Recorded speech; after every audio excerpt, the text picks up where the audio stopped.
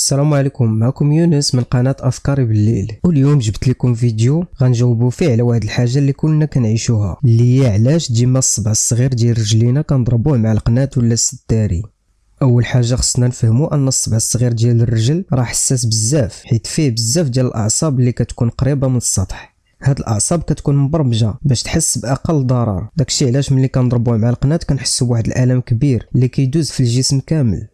واحد العامل اخر اللي كيلعبو الصبع الصغير هو التوازن، حيت الصبع الصغير ديال الرجل كيعاون في التوازن ديال الجسم وكيكون قريب للارض، وداكشي علاش كنضربوه بزاف في الاثاث ولا الحواجز اللي ما كنشوفوهاش. العقل ديالنا كيحس بالمسافه بيننا وبين الاشياء اللي قريبه لينا. ملي كنكونوا مشغولين ولا ما مركزينش مزيان كنساو نراقبوا المسافه وكنمشيو نضربوا الصبع الصغير، بحال ملي كنكونوا مشغولين في شي حاجه وكندوزو بالزربه قدام شي طبله ولا ستاري كنلقاو راسنا ضربنا صبعنا الصغير مع القناة بلا ما نشعروا. ودابا عرفتوا علاش كنضربوا الصبع الصغير ديالنا مع القناة ولا الستاري.